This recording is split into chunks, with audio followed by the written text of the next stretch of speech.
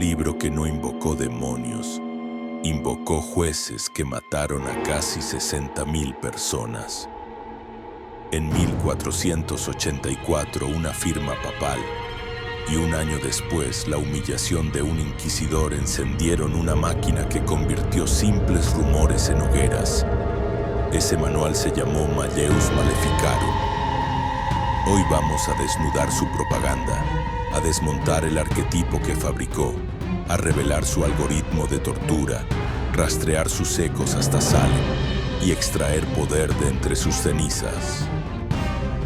Si crees que la historia la escriben los santos, este video te va a enfadar. Si buscas conocimiento operativo, bienvenido. Empieza el análisis.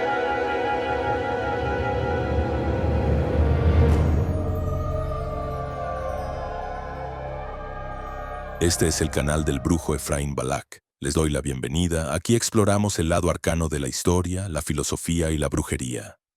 El índice, como siempre, está en la descripción de este video. Hoy vamos a analizar un texto que, a pesar de su antigüedad, sigue irradiando una energía densa y oscura. Se trata de el Malleus Maleficarum, conocido también como el Martillo de las Brujas. Este libro es un manual de procedimiento legal y teológico, publicado por primera vez en 1487, cuyo único propósito fue sistematizar la caza, tortura y ejecución de personas acusadas de brujería. No es una metáfora decir que sus páginas están manchadas de sangre. Las cifras son concretas y escalofriantes. Las estimaciones de historiadores modernos como Brian P. Levac, en su obra La caza de brujas en la Europa moderna, sitúan el número de ejecuciones entre 40.000 y 60.000 personas durante el apogeo de la histeria, que se extendió por más de 2 siglos. Este libro no fue la única causa, pero sí fue el principal manual de campo que proporcionó a los jueces, tanto seculares como eclesiásticos, la justificación ideológica y el método práctico para llevar a cabo tan terrible trabajo. La pregunta es inevitable. ¿Cómo pudo un solo texto desatar una locura de tal magnitud? ¿Qué contenía para volverse tan viral en una época sin Internet? La respuesta no es enteramente mística, sino profundamente humana. Su creación fue una tormenta perfecta de 2 eventos clave.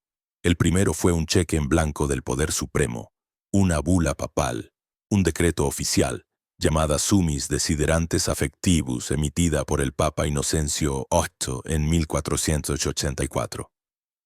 Este documento invirtió siglos de doctrina declarando que la brujería era una amenaza real y tangible, y dando a un inquisidor llamado Heinrich Kramer una autoridad casi ilimitada para erradicarla. El segundo evento fue el fracaso y la humillación personal. En 1485, este mismo Kramer intentó procesar a una mujer de notable carácter en Innsbruck, Austria, llamada Helena Schauberin. Ella no solo resistió, sino que lo desafió y lo ridiculizó públicamente. El juicio fue un desastre, y Kramer fue expulsado de la ciudad por su obsesión insana. Fue esa furia, esa sed de venganza, la que lo impulsó a escribir el Malleus Maleficarum, un tratado tan dogmático e irrefutable que ningún juez o sacerdote se atrevería a cuestionar. La perspectiva de un historiador termina con el análisis de estos hechos. Nuestra perspectiva comienza aquí. Este libro, en su intento obsesivo por catalogar cada acto de supuesta brujería, se convirtió involuntariamente en un registro invertido de estas artes. Al describir con detalle paranoico lo que consideraban actos demoníacos, documentaron de forma distorsionada fragmentos de magia popular, prácticas herbales, rituales paganos y principios energéticos que habían sobrevivido a la cristianización de Europa. Mi labor en este análisis será la de un traductor. Descifraré su propaganda para revelar la verdad operativa que se esconde detrás. A lo largo de este estudio, desmantelaremos el Malleus Maleficarum de forma metódica. Primero profundizaremos en su origen y la psicología de su autor. Seguidamente analizaremos la anatomía de la bruja que construyó. Un arquetipo basado en la misoginia, la lujuria y la teología del pacto satánico. A continuación, exploraremos su catálogo de maleficios, desde los hechizos de impotencia hasta las anécdotas sobre tormentas y miembros viriles desaparecidos. Después, deconstruiremos el concepto del aquelarre, separando la fantasía inquisitorial de las prácticas reales de viaje astral y éxtasis ritual. Proseguiremos exponiendo el manual de tortura psicológica y física de su tercera parte, que transformaba cualquier rumor en una sentencia de muerte. Rastrearemos los ecos de su influencia a través de la historia, examinando casos concretos como las cacerías masivas en Alemania y los juicios de Salem en América. Más importante aún, les enseñaré a realizar un acto de alquimia conceptual, reclamar y reinterpretar las prácticas demonizadas transformando su veneno en medicina. También abordaremos los peligros energéticos que el legado de este libro aún proyecta sobre los practicantes modernos. Finalmente, concluiremos trazando el viaje de la figura de la bruja, desde su rol como chivo expiatorio hasta su resurgimiento actual como un símbolo de poder y conocimiento. Este no será un lamento por el pasado, sino una extracción de conocimiento y poder de las cenizas de la historia. Comencemos.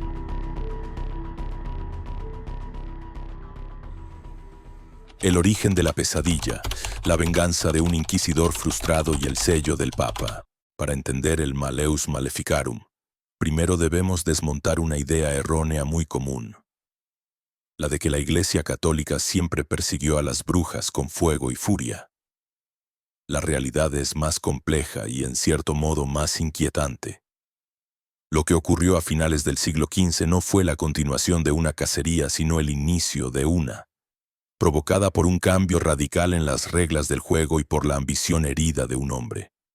El libro no fue un síntoma de la locura de la época. Fue uno de sus principales agentes infecciosos. Vamos a dejar algo claro. Durante casi 600 años, la postura oficial de la Iglesia sobre la brujería era de escepticismo.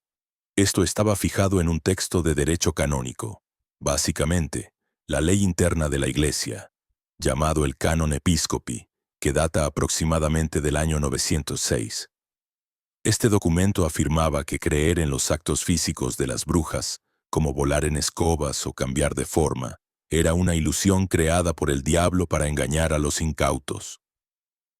Según esta ley, la verdadera herejía no era ser una bruja, sino creer que las brujas podían hacer esas cosas. Era como si la Iglesia dijera: estas historias son fantasías peligrosas, y caer en ellas es el verdadero pecado. A las personas que afirmaban tener estas experiencias se las trataba con penitencia, no con la hoguera. Se consideraba un problema de fe errada, no un crimen de Estado. Entonces, ¿qué rompió este dique de 600 años de doctrina? Un solo documento, emitido en un día concreto, el 5 de diciembre de 1484. Ese día, el Papa Inocencio VIII firmó una bula papal, un decreto oficial e inapelable, llamada Summis Desiderantes Affectivus. Este texto fue una bomba. En él, el Papa no solo reconocía que la brujería era real, sino que describía con detalle una conspiración a gran escala. Afirmaba que hombres y mujeres estaban sellando pactos con demonios para matar niños aún no nacidos, arruinar las cosechas con tormentas, secar la leche de las vacas y afligir a la gente con enfermedades inexplicables. La bula actuó como un interruptor que apagó la luz de la razón doctrinal y encendió el fuego de la paranoia. Y lo más importante, le dio a dos inquisidores dominicos, Heinrich Kramer y Jacob Sprenger, un poder sin precedentes, un cheque en blanco para investigar y castigar estos crímenes en Alemania, pasando por encima de cualquier autoridad local que se interpusiera. La brujería dejó de ser una fantasía de campesinos para convertirse en una amenaza existencial para la cristiandad. Aquí es donde la historia se vuelve personal. Con este nuevo poder en sus manos, Heinrich Kramer, un hombre descrito por sus contemporáneos como fanático y vehemente, se dispuso a demostrar la magnitud de la amenaza que él veía en todas partes. Su gran oportunidad llegó en 1485 en la próspera ciudad de Innsbruck, en los Alpes austriacos. Kramer lanzó una investigación masiva, acusando a varias mujeres de la élite local. pero pronto su atención se centró de forma casi patológica en una de ellas. Helena Schauberin. Ella no era el estereotipo de la bruja marginada.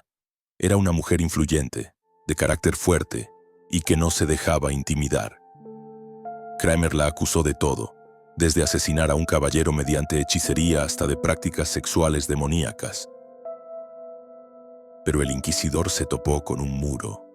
Helena no se derrumbó bajo la presión. Hizo lo contrario. Lo desafió públicamente en pleno tribunal. Los registros del juicio que aún se conservan cuentan que lo interrumpió.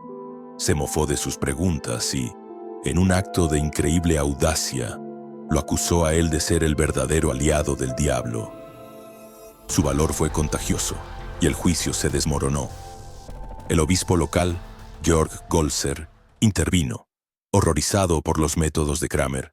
Tras revisar el caso, declaró que las acusaciones eran producto de la obsesión insana del inquisidor. Liberó a las mujeres y, en un acto de humillación total, expulsó a Kramer de la ciudad.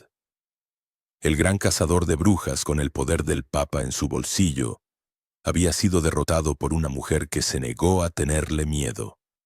Esta derrota fue la semilla del Malleus Maleficarum. Humillado y furioso, Kramer regresó a Colonia con una misión: escribir un libro tan completo, tan autoritario y tan aterrador que nadie, ni obispos escépticos ni mujeres desafiantes, pudiera volver a cuestionarlo. El libro es en esencia una pieza de propaganda de guerra nacida de una venganza personal. Cada capítulo está diseñado para cerrar las lagunas que permitieron su fracaso en Innsbruck.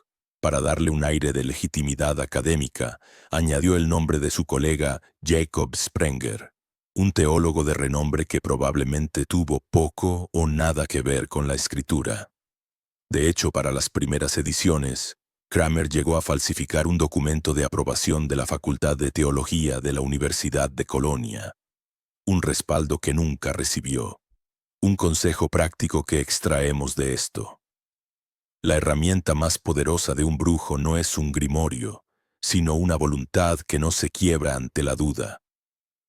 Kramer, en su debilidad, necesitó un libro. Helena Schauberin solo necesitó su propia convicción. La tragedia final fue una cuestión de tecnología. La invención de la imprenta por Gutenberg era reciente, y el Malleus Maleficarum fue uno de los primeros bestsellers de la historia. Se extendió por Europa como un reguero de pólvora. Para cuando la propia Iglesia condenó oficialmente los métodos y las ideas de Kramer en 1490, ya era demasiado tarde. El monstruo ya no le pertenecía a su creador. El libro estaba en manos de jueces, príncipes y párrocos de toda Europa, y ellos estaban más que dispuestos a usarlo. La pesadilla no comenzó con un pacto demoníaco en un bosque oscuro, sino con la tinta y el papel, impulsada por la ira de un hombre y la bendición de un papa. Ahora que conocemos su origen, podemos empezar a diseccionar la criatura que engendró.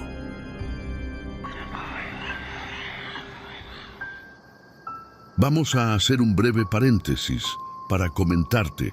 La mayoría de las personas que me contactan, que no son pocas, me han pedido que explique más sobre demonología, entes y deidades que pueden ayudar en las intenciones del amor.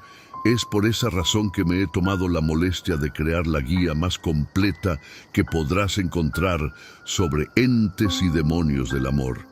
Incluye el sigilo correspondiente por cada uno y la forma de invocación para que pueda ayudarte. Es una guía muy completa. Este material lo dejo en un enlace en la descripción. Por otro lado, si te interesa profundizar más en la magia negra, tenemos un grupo privado donde está, por así decirlo, mi aquelarre de aprendices. Ahí conversamos y debatimos temas más profundos de la brujería. Las plazas son limitadas. El enlace también está en la descripción. Finalmente, si te interesa contactarme para algún trabajo de cualquier tipo, mi único correo es efraimbalak@gmail.com y mi única web es efraimbalak.org, No intenten comunicarse por otro medio. Gustoso les atenderé. Tengan en cuenta, por favor, que muchas personas intentan contactarse conmigo y a veces me resulta demoroso responder a todos, pero siempre lo hago. Para acabar, incluyo en la caja de descripción un regalo si están interesados en la magia negra y los hechizos de amor. Continuemos. Anatomía de una bruja, misoginia, lujuria y el pacto satánico. Una vez que el Malleus Maleficarum tuvo la bendición del Papa y el poder de la imprenta, su primera tarea fue pintar un retrato claro y aterrador del enemigo. No bastaba con decir que las brujas existían. Era necesario construir una identidad, un perfil psicológico y espiritual tan monstruoso que su exterminio pareciera no solo justificado, sino urgente. Esta anatomía de la bruja se levanta sobre 3 pilares de acero: una misoginia profunda y teológica, la mecánica del pacto con el diablo como un contrato de servidumbre, y la lujuria como el combustible que lo enciende todo. Lo primero que llama la atención al leer el Malleus es su fijación casi absoluta con las mujeres.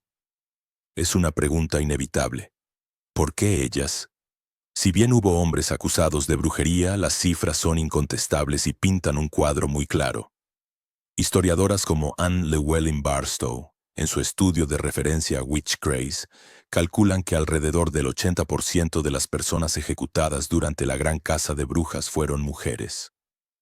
El libro de Kramer no solo refleja esta realidad, sino que la construye y la justifica con argumentos que pretendían ser teológicos.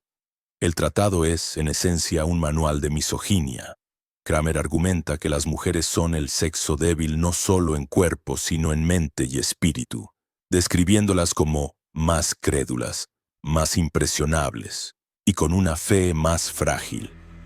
Según él, esta debilidad inherente las convierte en el blanco perfecto para el diablo, el vaso roto por donde el mal se filtra más fácilmente al mundo.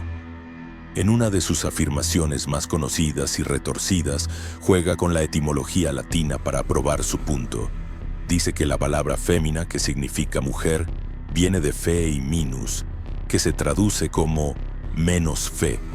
Esto es, por supuesto, una invención total, una manipulación lingüística, pero funcionó como un argumento de autoridad en una época en que el latín era el lenguaje del poder y la verdad.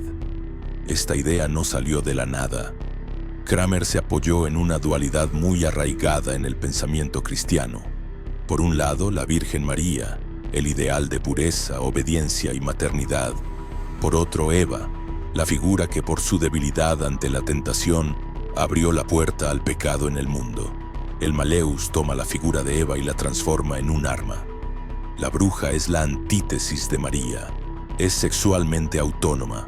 Posee conocimientos sobre el mundo natural, hierbas, ciclos lunares, el cuerpo femenino, que la Iglesia no controla y sobre todo desafía la autoridad masculina. Como dice el propio libro, cuando una mujer piensa sola, piensa mal. La bruja del Malleus es la encarnación del miedo patriarcal a una feminidad que no necesita ser validada ni controlada por el hombre. Si la naturaleza femenina era la vulnerabilidad, el pacto con el diablo era el mecanismo legal que formalizaba la traición. Para Kramer, la magia de una bruja no era un poder propio ni un saber ancestral. Era siempre un poder prestado. Esto es crucial para entender su lógica. La bruja no era una aliada del diablo, sino su esclava, una simple herramienta. El pacto era el contrato de compraventa del alma, y el libro lo describe como un proceso formal, casi un trámite burocrático del infierno. El primer paso era la abjuración, que es la renuncia formal a la fe cristiana. La persona debía negar verbalmente a Cristo, pisotear la cruz o profanar objetos sagrados. Este era el punto de no retorno, el acto de traición que la convertía en una enemiga del Estado y de Dios. El segundo paso era el homenaje, un juramento de lealtad al diablo. Este acto implicaba arrodillarse ante él, generalmente aparecido en forma humana o de macho cabrío, y jurarle obediencia eterna. A menudo este juramento se sellaba con el ósculum infame o beso infame, un beso en el ano del diablo como símbolo de sumisión total. Finalmente, el pacto se cerraba con la marca del diablo. Se creía que el diablo dejaba una marca física en el cuerpo de su nueva sierva, ya fuera con una garra o un hierro al rojo vivo. Esta marca podía ser un lunar, una mancha de nacimiento o cualquier otra imperfección en la piel, y se decía que era insensible al dolor. Esto se convirtió en una prueba tangible durante los juicios. Los inquisidores usaban agujas largas y afiladas para punzar el cuerpo de las acusadas, buscando un punto que no sangrara ni provocara una reacción de dolor. Un consejo práctico que extraemos de esto es nunca subestimar el poder de un sello. Un pacto, sea con la entidad que sea, es un anclaje de voluntad. El Malleus lo sabía, y por eso lo convirtió en un acto de rendición en lugar de un acto de poder. Pero, ¿qué podía llevar a una persona a dar pasos tan extremos? Para Kramer la respuesta era simple y única: la lujuria. En una de las frases más reveladoras del libro afirma: toda brujería proviene del apetito carnal que en la mujer es insaciable. Según su visión del mundo, el deseo sexual femenino era una fuerza caótica, casi una fuerza de la naturaleza, que si no era contenida por el matrimonio y la sumisión a un hombre, se desbordaba y buscaba una salida en lo sobrenatural. Esta lujuria se manifestaba, según el Malleus, de dos formas. La primera era la cópula directa con entidades demoníacas, los íncubos, demonios masculinos que se aparean con mujeres, y los súcubos, demonios femeninos que lo hacen con hombres. El libro está lleno de relatos escabrosos de estos encuentros, descritos como actos fríos y dolorosos, pero adictivos. La segunda manifestación era la proyección de esa lujuria como un arma contra la sociedad. La bruja, consumida por los celos o el deseo de poder, usaría su magia para atacar la fertilidad y la potencia sexual de otros, provocar impotencia en los hombres, causar esterilidad en las mujeres o inducir abortos. Es imposible no ver en esta obsesión una proyección de los miedos y represiones del propio autor, un clérigo célibe. Kramer demonizó la sexualidad femenina porque era una fuerza que no entendía y no podía controlar. Al convertirla en la raíz de todo mal, creó el chivo expiatorio perfecto para una sociedad aterrorizada por la enfermedad, la mortalidad infantil y el pecado. Así, la bruja del Malleus quedó definida: una mujer biológicamente predispuesta al mal, que movida por un deseo sexual incontrolable, vende su alma al diablo a cambio del poder para satisfacer sus pasiones y destruir a la comunidad. No era una persona real, era un arquetipo construido con miedo, odio y una profunda ignorancia de la naturaleza femenina. Y una vez definido el monstruo, el siguiente paso era describir las monstruosidades que era capaz de cometer. El catálogo de maleficios, hechizos de impotencia, penes desaparecidos y tormentas invocadas.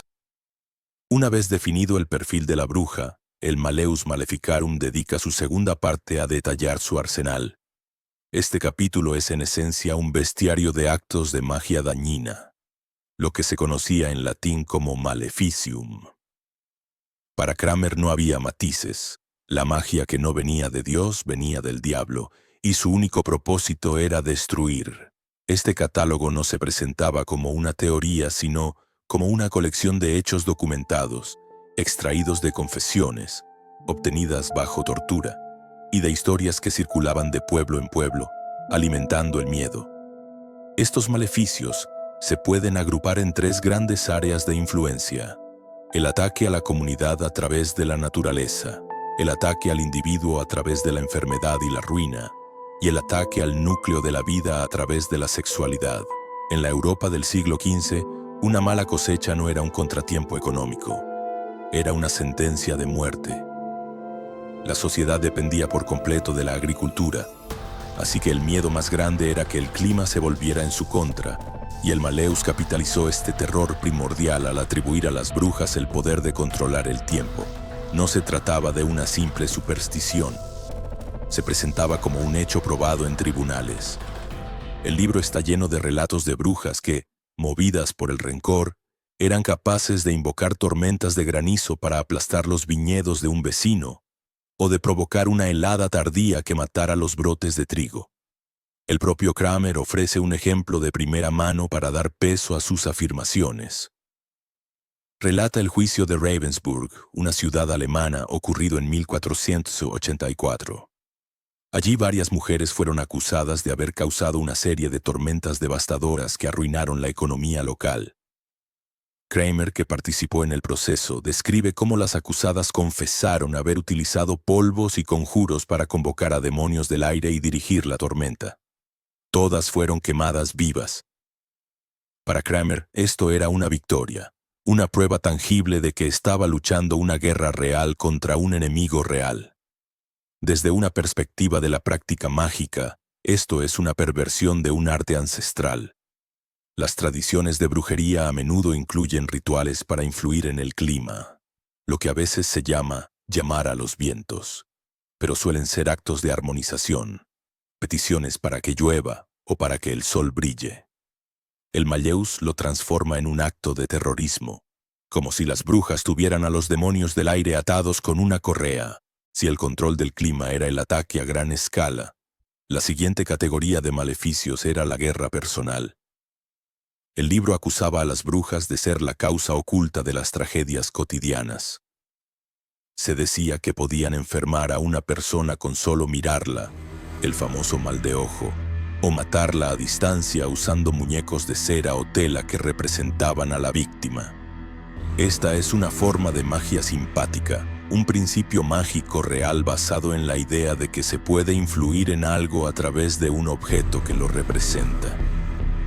Pero mientras que en la práctica real puede usarse tanto para curar como para dañar, el Malleus solo contempla su faceta destructiva. Las acusaciones más terribles, sin embargo, estaban reservadas para los niños. El libro pintaba a las brujas con un odio particular hacia los más indefensos. Las confesiones extraídas bajo tortura hablaban de secuestros de bebés, especialmente los no bautizados, para ser sacrificados en los aquelarres. Se describía con detalle cómo su sangre era bebida y su carne devorada, y cómo su grasa se derretía para fabricar los ungüentos que permitían a las brujas volar. La figura de la partera se volvió especialmente sospechosa. En una época con una altísima tasa de mortalidad infantil, la mujer que asistía en el parto tenía un poder inmenso sobre la vida y la muerte. Si un bebé moría, era terriblemente fácil señalarla y acusarla de haberlo ofrecido al diablo. Además del ataque a la salud, se las culpaba de la ruina económica de las familias, hacer que el ganado muriera de enfermedades misteriosas o que las vacas de repente dejaran de dar leche. Llegamos ahora al territorio que revela más sobre la psicología de Kramer y los miedos de su tiempo que sobre cualquier práctica mágica real, su obsesión con la sexualidad.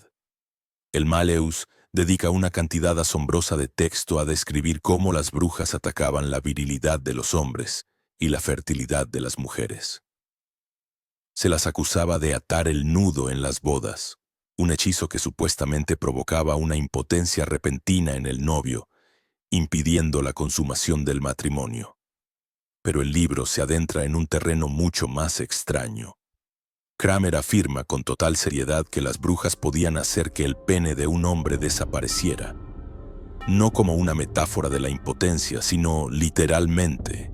Intenta dar una explicación racional diciendo que no era una amputación física, sino un truco de glamour, una ilusión mágica que engaña a los sentidos, haciendo que el hombre y quienes lo vieran creyeran que el miembro ya no estaba.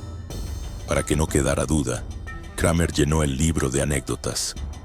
La más famosa es la de un joven de Ratisbona que, tras una discusión con una mujer, se da cuenta de que su miembro ha desaparecido.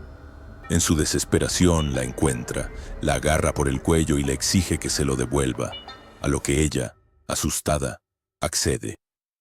Quizás la historia más bizarra que parece sacada de un cuento grotesco es la de un hombre que se queja a Kramer de que una bruja le ha robado su miembro. El hombre cuenta que fue a casa de la bruja a reclamárselo, y ella le indicó que subiera a un nido en lo alto de un árbol, donde guardaba una colección de penes. Le dijo que eligiera el que quisiera. Cuando el hombre intentó tomar uno especialmente grande, la bruja le gritó: «Ese no, déjalo». pertenece a uno de nuestros párrocos. Estas historias, que hoy provocan una risa incómoda, se presentaban como evidencia en juicios capitales. Revelan un terror masculino profundo a la castración y al poder que la mujer podía ejercer sobre su sexualidad. Este catálogo de horrores no era solo una lista de crímenes. Fue una herramienta psicológica devastadora. Convirtió cada desgracia, una tormenta, una enfermedad, un problema en la cama, en un posible acto de guerra mágica. Le dio a la gente un rostro al que culpar, transformando a la curandera del pueblo, a la partera o a la viuda solitaria en una potencial conspiradora del infierno. Y ahora que hemos visto de qué se las acusaba, es el momento de viajar al lugar donde supuestamente se reunían para planearlo todo. El aquelarre.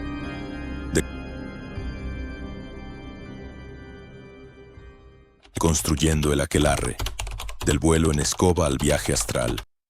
Hemos definido a la bruja que inventó el Malleus y hemos repasado los crímenes de los que se la acusaba. Ahora tenemos que ir al lugar donde supuestamente se reunía con sus cómplices para planearlo todo. El Sabbat, o como lo conocemos popularmente, el aquelarre. La imagen es poderosa y todos la conocemos. Brujas volando en escobas, una reunión secreta en el bosque, un macho cabrío presidiendo un ritual blasfemo, orgías y sacrificios. Esta escena es el corazón de la paranoia, el epicentro del terror que justificó la casa. Esta imagen es un montaje, una construcción deliberada. Nuestra labor aquí es desmontarla pieza por pieza, porque al hacerlo, no solo exponemos una mentira, sino que recuperamos técnicas de brujería muy reales y profundas. Lo primero es lo primero. ¿Cómo llegaban las brujas a esta reunión secreta? El Malleus y los grabados de la época, como los del artista alemán Hans Baldung Green, lo dejan claro. Volaban físicamente sobre escobas, animales o demonios.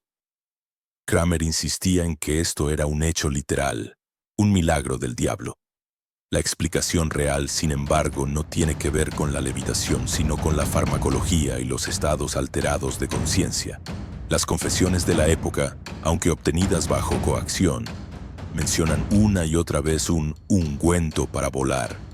Aunque el Malleus no da la receta, historiadores y etnobotánicos, a través del análisis de textos antiguos y juicios, han podido reconstruir sus componentes. Estos ungüentos se preparaban con una base de grasa animal, se decía que de niños no bautizados para añadirle un factor de horror, en la que se cocían hierbas de la familia de las solanáceas. Nombres como la belladona, el beleño negro, la mandrágora y el estramonio aparecen constantemente. Estas plantas no son simples hierbas. Contienen potentes alcaloides como la atropina y la escopolamina, sustancias que en las dosis adecuadas inducen alucinaciones, delirio y, crucialmente, la sensación de volar o de salir del propio cuerpo. El ungüento se aplicaba en las membranas mucosas, axilas, cuello, genitales, para una rápida absorción. ¿Y la escoba? No era un vehículo aéreo, sino una herramienta de aplicación. El mango untado permitía aplicar el ungüento de forma efectiva. La bruja no volaba por el cielo de su pueblo. Su conciencia era la que viajaba.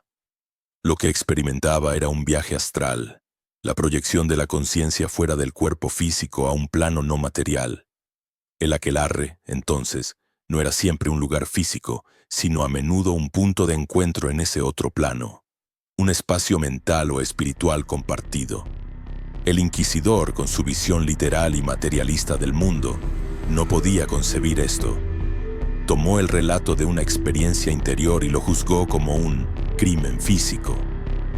Una vez en el aquelarre, ¿ante quién se arrodillaban las brujas? Para el Malleus, la respuesta era simple. Satanás, a menudo representado como un gran macho cabrío negro que presidía la ceremonia. Pero si uno lee con atención los registros de los juicios, especialmente en regiones donde las tradiciones paganas aún eran fuertes, aparecen otras figuras. El historiador Carlo Ginzburg, en su fascinante libro Los Benandanti, documentó el caso de un grupo de campesinos en el norte de Italia que afirmaban que sus espíritus salían a luchar por la noche contra las brujas para proteger las cosechas, liderados por figuras divinas. En otros lugares las acusadas hablaban de una reina del Sabbat o una señora del juego, a menudo identificada con diosas precristianas como Diana o Hécate. La historiadora Margaret Murray fue más allá. En su influyente, aunque hoy muy debatida obra El culto de la brujería en Europa Occidental, propuso que la brujería perseguida era en realidad la supervivencia de un antiguo culto a la fertilidad. El dios astado que aparecía en los aquelarres no era el diablo cristiano, sino una deidad de la naturaleza, el señor de los animales y los bosques, similar al dios celta Cernunnos o al griego Pan. Visto así, el aquelarre se transforma.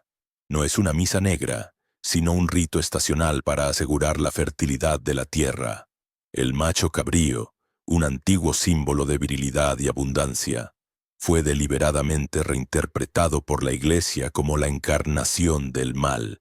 Fue un acto de secuestro simbólico. Tomaron la imagen de un dios de la vida y le pusieron la máscara de su dios de la muerte. Finalmente, ¿qué ocurría en estas reuniones? Según el Malleus, todo era una burla sacrílega de los ritos cristianos, misas negras, profanación de la hostia, bautismos con orina. Pero el foco principal siempre estaba en la orgía. El libro describe una sexualidad desenfrenada, incestuosa y contra natura. Esta descripción es una táctica clásica de demonización, acusar al otro de ser una versión invertida y perversa de ti mismo. Sin embargo, detrás de esta acusación se oculta una verdad fundamental sobre muchas tradiciones paganas. La sexualidad era vista como una fuerza sagrada, una expresión de la energía creativa del universo. La danza, el éxtasis y la unión sexual en un contexto ritual no eran actos de pecado, sino de magia, destinados a despertar la fertilidad de la tierra. Un consejo práctico. Una de las lecciones que nos deja esta historia es la de no temer a la propia energía vital. La fuerza que Kramer llamó lujuria es la misma que impulsa la creación. Para una mentalidad represiva como la suya, una sexualidad libre y celebrada solo podía ser obra del diablo. Por eso, al deconstruir el aquelarre, no negamos que hubiera reuniones secretas. Afirmamos que existieron, pero que su propósito era radicalmente diferente. El aquelarre de los inquisidores era una fantasía de terror, una pantalla sobre la que proyectaban sus miedos más profundos. El aquelarre real, ya fuera una reunión física en un bosque o una conexión en el plano astral, era un espacio para preservar conocimientos, celebrar los ciclos de la naturaleza y conectar con fuerzas que la doctrina oficial había declarado enemigas. Entender esto nos permite cambiar nuestra propia narrativa. No somos los herederos de una secta satánica, sino de una tradición de sabiduría que fue obligada a esconderse. Y ahora, debemos enfrentarnos a la herramienta que se usó para arrastrar esa tradición fuera de las sombras y directamente a la hoguera: el sistema judicial del Malleus. El manual del torturador. Cómo convertir un rumor en una sentencia de muerte. Hemos recorrido los pasillos de la teología retorcida del Malleus y hemos visitado la geografía fantástica de sus aquelarres. Ahora tenemos que bajar al sótano. La tercera y última parte del libro es la más escalofriante, porque es la más práctica. No es un tratado sobre demonios, es un manual de instrucciones para jueces. Es una guía detallada que explica cómo llevar a una persona desde la simple sospecha hasta la hoguera, asegurándose de que no haya ninguna posibilidad de escape. Este sistema no buscaba justicia, buscaba confirmación. Funcionaba sobre 3 pilares: la demolición de las reglas de evidencia, la normalización de la tortura como herramienta principal y el uso de la guerra psicológica como golpe de gracia. En un sistema legal funcional, un juicio empieza con pruebas. En el sistema que propuso el Malleus, empezaba con un chisme. Kramer estableció un principio devastador. Como la brujería era un crimen excepcional, cometido en secreto y con ayuda del diablo, Las reglas normales de la justicia no podían aplicarse. Por lo tanto, declaraba que la mala fama o el rumor público, básicamente el cotilleo del pueblo, eran suficientes para que un juez iniciara una investigación formal y ordenara un arresto. Pensemos en lo que esto significa. Si una mujer era solitaria, si tenía conocimientos de herbolaria, si era demasiado independiente o si simplemente le caía mal a sus vecinos, el resentimiento colectivo podía convertirse en un arma legal. El libro, además, abría la puerta a testimonios que cualquier tribunal serio habría rechazado de plano. Se aceptaba la palabra de criminales declarados, de enemigos personales del acusado, de niños pequeños y sobre todo de otras brujas que estaban confesando bajo tortura. Este sistema se convirtió en una serpiente que se mordía la cola. Una persona sometida a un dolor insoportable confesaba cualquier cosa y para obtener un alivio momentáneo o una falsa promesa de clemencia, acusaba a otros. Esos nuevos nombres eran arrestados, torturados y obligados a nombrar a más gente, creando una reacción en cadena. Un ejemplo histórico aterrador de este mecanismo fueron los juicios de Treveris, en Alemania, entre 1581 y 1593.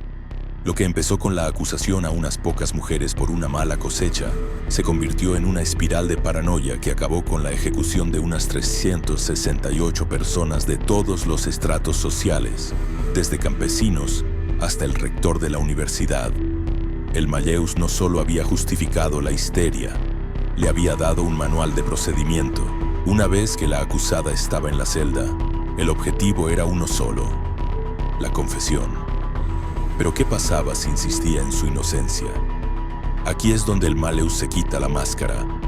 El libro no solo aprueba la tortura, sino que la prescribe con un entusiasmo metódico. Kramer la llama, con una frialdad que hiela la sangre, un incentivo necesario para que la verdad salga a la luz. El proceso era gradual y psicológicamente devastador. Primero se le enseñaban a la acusada los instrumentos: la visión del potro, los hierros candentes o la garrucha, un sistema de poleas para colgar a la víctima de las muñecas atadas a la espalda, dislocando lentamente sus hombros. A menudo era suficiente para quebrar a cualquiera. Si no, se procedía a la tortura preparatoria. Si la víctima seguía resistiendo, se aplicaba la tortura en toda su intensidad. Lo verdaderamente diabólico del sistema era que no había forma de ganar. El manual daba a los jueces una respuesta para cada reacción.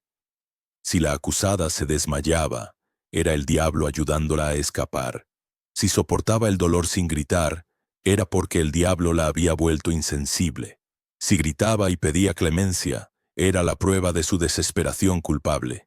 Era un laberinto sin salida, diseñado para que cada camino llevara a la misma conclusión: la culpabilidad. Un tip: el entrenamiento de la voluntad es fundamental.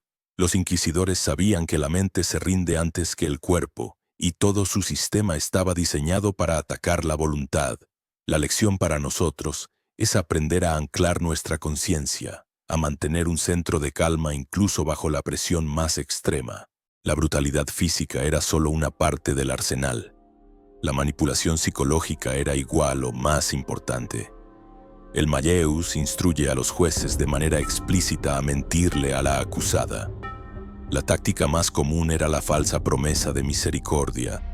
El juez podía decirle a la víctima que si confesaba todo, su vida sería perdonada y solo recibiría una penitencia leve. Después de días o semanas de tortura, aislamiento y terror, esta oferta parecía una tabla de salvación. Muchas confesaron crímenes que nunca cometieron, describiendo aquelarres y pactos diabólicos que solo existían en la imaginación de sus torturadores. Todo por la esperanza de sobrevivir. Pero era una trampa. El libro aclara sin ambigüedades que una promesa hecha a una hereje no tiene por qué cumplirse. Una vez que la confesión firmada estaba en manos del tribunal, la promesa se evaporaba. Además de este engaño, se aplicaba un aislamiento total. La acusada no podía hablar con abogados, amigos o familiares. De hecho, el Malleus advertía a los jueces que si alguien defendía a una bruja con demasiada pasión, Probablemente era porque el propio defensor estaba hechizado y por tanto era también un sospechoso. Se creaba un vacío social y emocional absoluto alrededor de la víctima. Y para rematar, el libro le daba al inquisidor un escudo psicológico impenetrable. Le aseguraba que por ser un representante de Dios en la tierra, era inmune a cualquier maleficio que la bruja pudiera lanzarle. Esta creencia lo liberaba de cualquier duda, miedo o empatía. El juez no era un hombre juzgando a una mujer, era un soldado de Dios luchando en primera línea contra el mal. Este manual no era un código de leyes para encontrar la verdad, era un algoritmo para producir culpables. Una vez que esta maquinaria se puso en marcha, su eco de fuego y gritos se extendió por toda Europa, dejando cicatrices que aún hoy podemos ver. Es hora de seguir el rastro de esas hogueras. Tengo que recordarte que si necesitas contactarme por algún motivo, solamente tengo un correo y una web oficial. No hagas caso a ningún otro, por favor. Asimismo, ten en cuenta que la guía definitiva de los entes para el amor, el enlace a nuestro canal de aprendizaje y el regalo que les prometí está en la caja de descripción. Ecos de la hoguera, de las casas masivas en Alemania a los juicios de Salem. Hemos analizado el libro, su origen, su monstruo y su método. Ahora tenemos que seguir su estela por el mundo real. Un libro, por muy virulento que sea, es inerte hasta que alguien decide usarlo como martillo. Y durante los 2 siglos siguientes a su publicación, el Malleus Maleficarum fue el martillo preferido de Europa. No se quedó acumulando polvo en estanterías de monasterios, se convirtió en el libro de cabecera de jueces laicos, en el manual de campo de predicadores y en la justificación teológica para el pánico de pueblos enteros. Su influencia se propagó como una plaga, pero no afectó a todos los lugares por igual. Para entender su impacto real necesitamos visitar 3 escenarios clave: el corazón del incendio en Alemania, el inesperado cortafuegos en España y el último y trágico eco de la locura al otro lado del Atlántico. El epicentro de la gran casa de brujas, la zona cero de la paranoia, no fue la Italia del Renacimiento ni la España de la Inquisición, como a menudo se piensa. Fue el Sacro Imperio Romano Germánico, un complejo mosaico de territorios que hoy forman Alemania, Austria y Suiza. En esta región política y religiosamente fracturada por la Reforma Protestante, la casa de brujas encontró el combustible perfecto. Aquí no se trató de juicios aislados, fueron campañas sistemáticas de exterminio. En ciudades como Würzburg y Bamberg, a principios del siglo XVII, los gobernantes locales, los llamados príncipes obispos, lanzaron purgas de una escala casi industrial. En Würzburg, bajo el gobierno de Philipp Adolf von Ehrenberg, se calcula que más de 900 personas fueron ejecutadas en una sola década.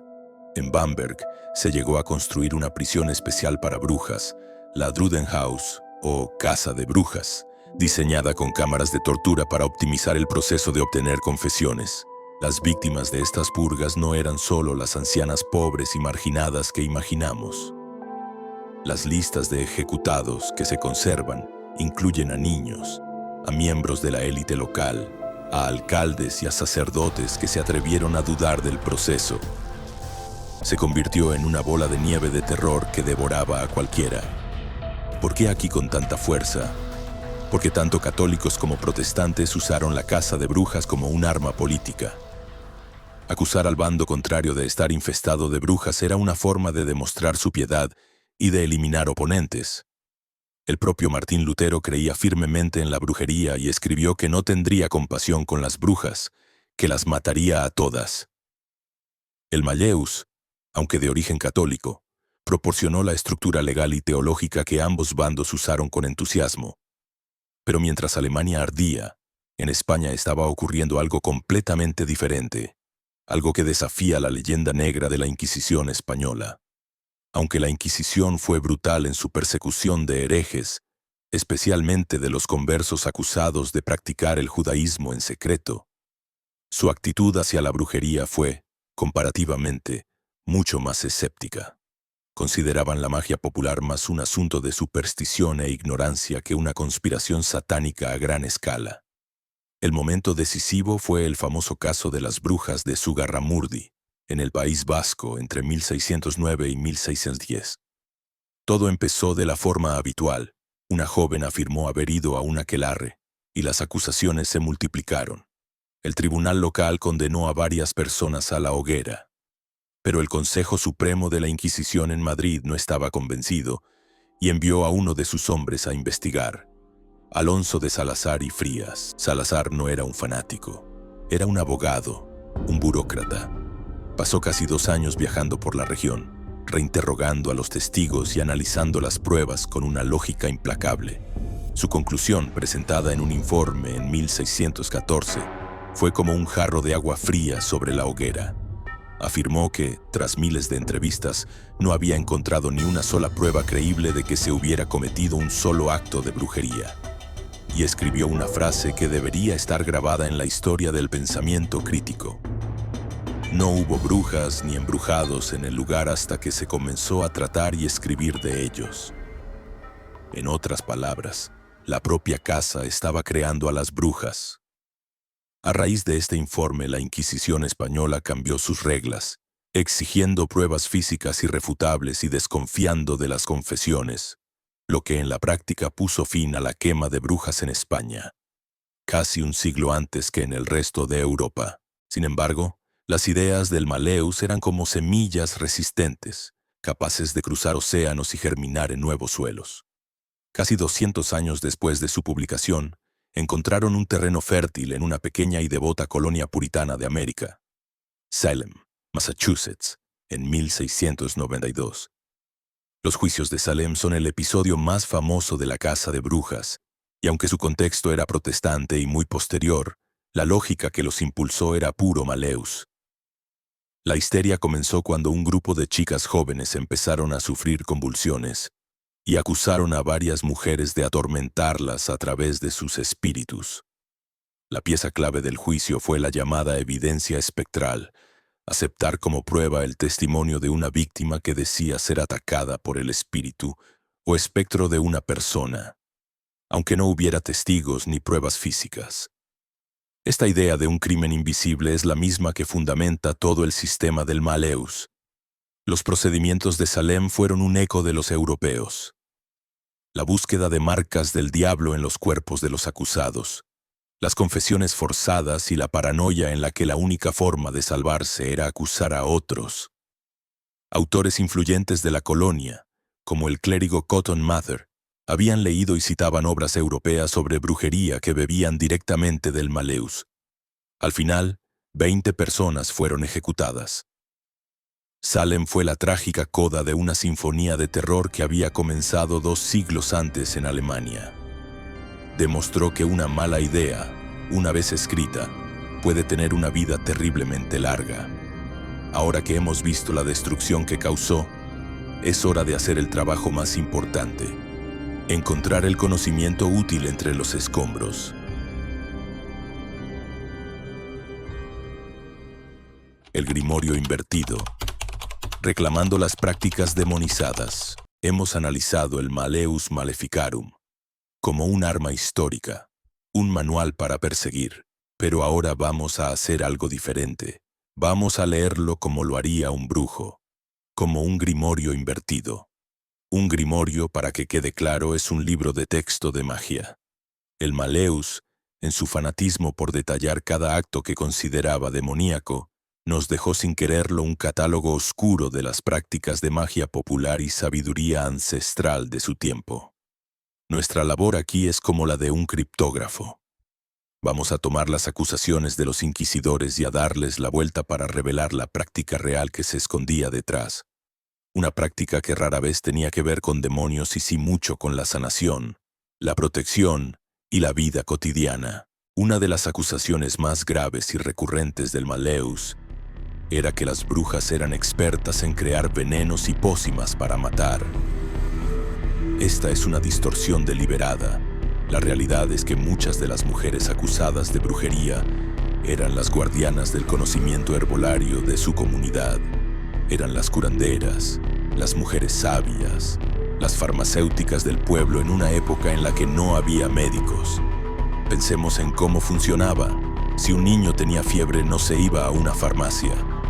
Se iba a ver a la mujer que sabía que la corteza de sauce, la fuente original del ácido salicílico, el componente de la aspirina, ayudaba a bajar la temperatura. Si alguien sufría de insomnio, ella sabía preparar una infusión de valeriana. Este conocimiento no estaba en libros universitarios. Era una sabiduría oral, transmitida de generación en generación, un legado que se hundía en las raíces de las tradiciones paganas. El Maleus tomó este conocimiento de sanación y le dio la vuelta.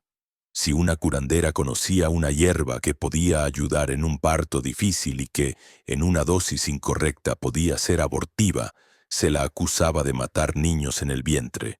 Si un remedio no funcionaba y el paciente moría, algo muy común entonces, no se veía como un fracaso de la medicina precientífica, sino como un asesinato deliberado por brujería. Un consejo que podemos extraer de esto: el conocimiento de las plantas es una de las formas más antiguas de poder. Lo que Kramer llamó veneno, a menudo era simplemente medicina. El Maleus muestra una hostilidad especial hacia las parteras. Las acusa de ser las peores agentes del diablo, de ofrecer a los recién nacidos en sacrificio. Esta es quizás la inversión más cruel de todas. La partera no era una asesina, era la sacerdotisa del nacimiento, la que oficiaba en el umbral entre el mundo de los espíritus y el nuestro. En el siglo XV, el parto era un evento exclusivamente femenino y de un riesgo altísimo. La partera no solo tenía el conocimiento técnico para ayudar en el proceso, sino que también era la que proveía el apoyo espiritual, recitando oraciones o encantamientos para proteger a la madre y al niño. Su poder era inmenso en un momento de extrema vulnerabilidad, y era precisamente ese poder, ejercido por una mujer en un dominio tan sagrado, lo que la hacía tan sospechosa para una estructura de poder masculina como la de la Iglesia. Al acusar a las parteras de infanticidio, Kramer no solo las demonizaba, intentaba arrebatarles su autoridad y su legitimidad en la comunidad. Estaba luchando una guerra por el control del cuerpo femenino. Reclamar esta herencia hoy significa entender que la brujería, en su esencia, a menudo es un acto de cuidado, de facilitar la vida, no de destruirla. Finalmente, el Maleus describe con horror cómo las brujas usaban muñecos, nudos y amuletos para maldecir. De nuevo, es una verdad a medias, una verdad vista a través de un espejo deformado. La práctica de crear objetos y cargarlos con una intención es la base de la magia popular en todo el mundo. Se conoce como magia simpática, el principio de que se puede actuar sobre algo a distancia a través de un objeto que lo representa. La gente de la época vivía inmersa en esta magia. Se colgaba una herradura para atraer la suerte. Se llevaba una bolsita con hierbas para alejar la enfermedad. Se hacían nudos en una cuerda para atar un problema. Era una forma de ejercer un poco de control sobre un mundo a menudo caótico e impredecible. Lo que el brujo sabe es que la herramienta es neutra. Es la intención del que la usa lo que la define. Un muñeco se puede usar para clavarle alfileres, sí, pero también se puede usar para canalizar energía sanadora hacia una persona enferma. Un amuleto puede llevar una maldición, pero mucho más a menudo se crea para proteger a quien lo lleva. El Maleus cogió todo este vasto universo de prácticas y lo redujo a su expresión más negativa. Reclamar estas prácticas hoy significa entender este principio fundamental. Un objeto físico puede servir como un punto de enfoque para la voluntad. Un tip personal. Uno de los primeros actos de magia que se deben aprender es el de la consagración. El ritual de limpiar un objeto de influencias externas y cargarlo con un propósito claro y definido. Lo que Kramer describió como un pacto demoníaco para dar poder a un objeto inanimado, en realidad es un acto de concentración y voluntad para crear una herramienta mágica. Al hacer este ejercicio de leer el Maleus al revés, no estamos negando que existiera la magia para dañar. Lo que afirmamos es que el libro tomó la excepción y la presentó como la regla. Arrancó las prácticas de sanación, protección y sabiduría popular de su contexto y las usó como pruebas en un juicio amañado contra la brujería. Nuestra tarea, siglos después, es recoger esas piezas rotas y reconstruir el mosaico completo. La sombra del martillo, riesgos psíquicos y energéticos para el brujo moderno. Hemos seguido la historia del Malleus Maleficarum y la estela de fuego que dejó a su paso. Es fácil pensar que, con el fin de las hogueras, la historia terminó, y el libro es ahora solo una reliquia, una pieza de museo macabra. Pero ese es un error peligroso. Un evento de esa magnitud, una herida tan profunda infligida al alma colectiva durante siglos, no se cierra sin más. Deja una cicatriz energética, un eco. El Malleus no solo mató personas, creó un arquetipo, un modelo o imagen primordial que reside en el inconsciente colectivo. De la bruja, como un monstruo. Y esa forma de pensamiento tóxica sigue viva, proyectando una sombra que puede afectar a cualquiera que se inicie en el camino de la magia sin la debida precaución. Vamos a examinar los 3 riesgos principales que esta sombra del martillo representa para nosotros hoy. La imagen de la bruja que construyó el Malleus, malvada, rencorosa, lujuriosa, destructiva, fue repetida tan implacablemente que se incrustó en el ADN cultural de Occidente. El primer y más sutil peligro en la actualidad es, irónicamente, empezar a creerse esa propaganda. ¿Cómo ocurre esto? A menudo las personas que se sienten marginadas, heridas o traicionadas por la sociedad se sienten atraídas por la figura de la bruja como un símbolo de poder y rebelión. Hasta aquí, todo bien. El problema surge cuando, en lugar de conectar con la verdadera fuente de poder de la brujería, la soberanía personal, la conexión con la naturaleza, se visten con el disfraz del monstruo que crearon los inquisidores. Su práctica mágica se convierte en una actuación, un eco de las acusaciones del Malleus. Se centran en las maldiciones, en la magia de venganza, en una estética de la oscuridad que es más una pose que una verdadera exploración. Esto no es poder real, es una trampa. Es dejar que la definición de tu enemigo se convierta en tu propia definición. Un consejo práctico. Antes de cualquier ritual, hazte una pregunta simple pero brutalmente honesta. ¿Actúo desde mi poder o desde mi herida? La diferencia entre ambas es la que separa a un brujo de alguien que simplemente está jugando con fuego. El segundo riesgo afecta directamente a la práctica de la magia ceremonial. El Malleus ayudó a consolidar una visión muy específica del mundo espiritual, una en la que todo lo que no es un ángel de Dios es un demonio al servicio de Satanás, cuyo único fin es la corrupción. Esta visión maniquea, una que divide el universo en un bien y un mal absolutos, sin matices, contaminó la interpretación de muchos grimorios y prácticas antiguas. Muchas personas se sienten atraídas por la evocación de los llamados demonios, buscando conocimiento o poder.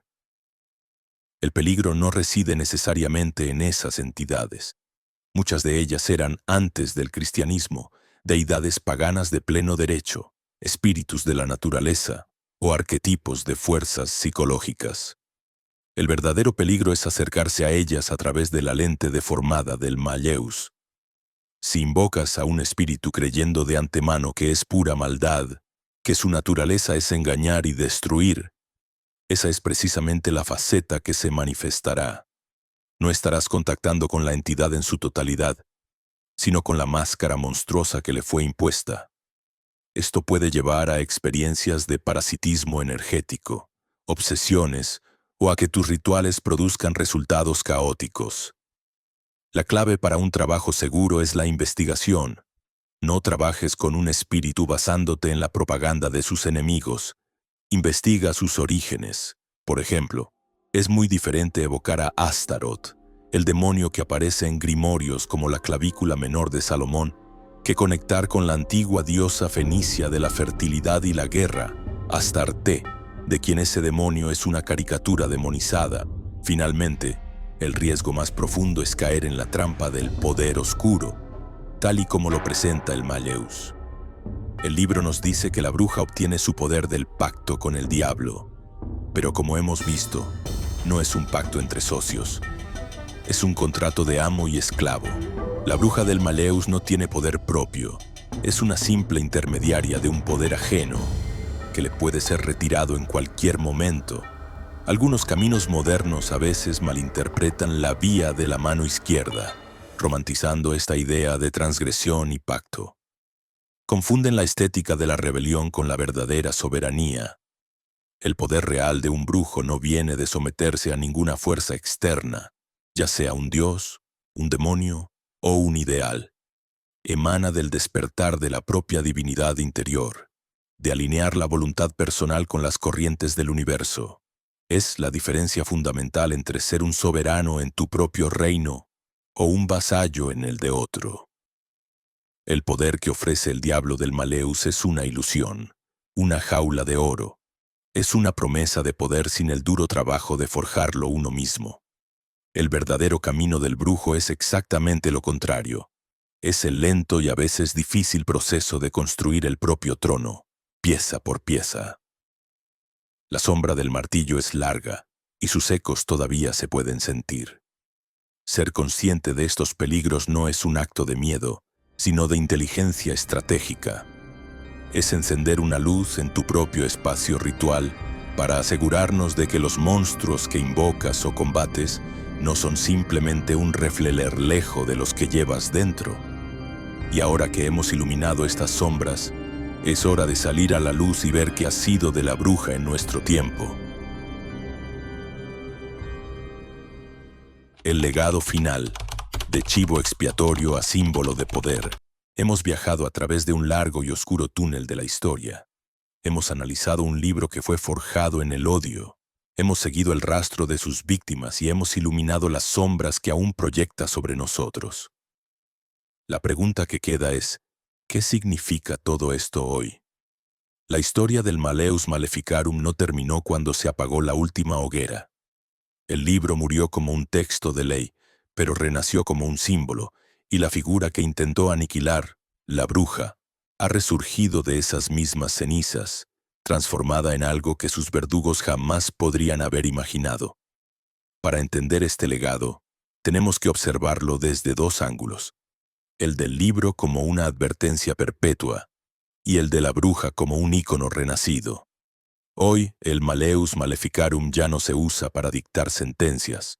Su lugar está en las bibliotecas, estudiado por académicos, y en las colecciones de ocultistas que lo conservan no como una guía, sino como un recordatorio.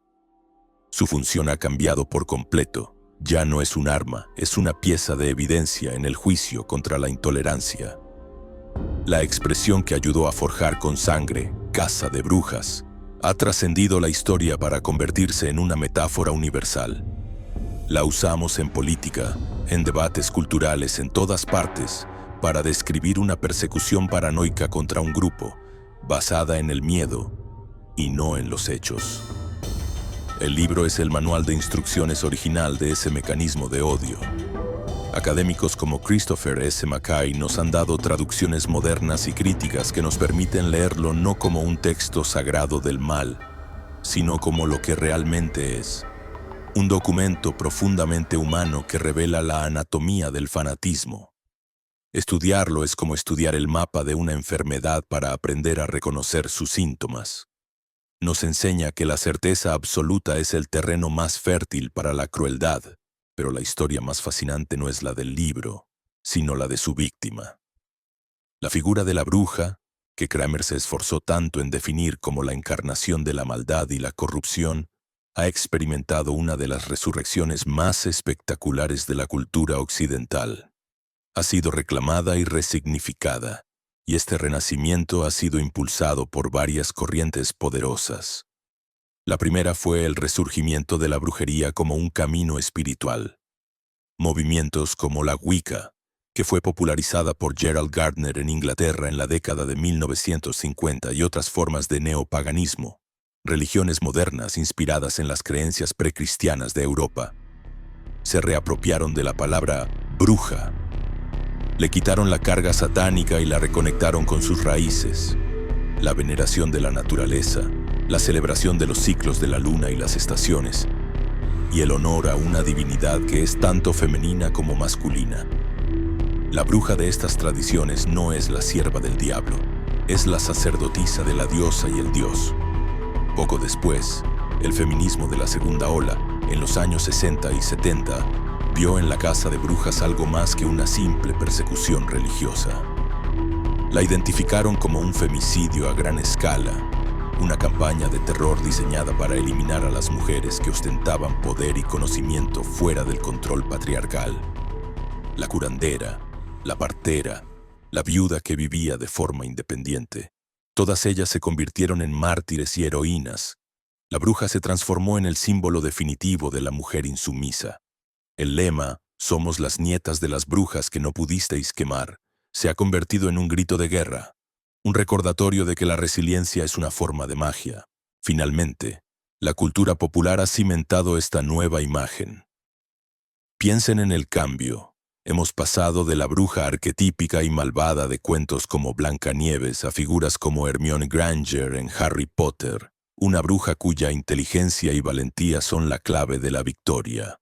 O las hermanas Halliwell de la serie Embrujadas, que usan sus poderes para proteger a los inocentes. La bruja ha completado su viaje. De ser el monstruo de la historia ha pasado a ser la heroína.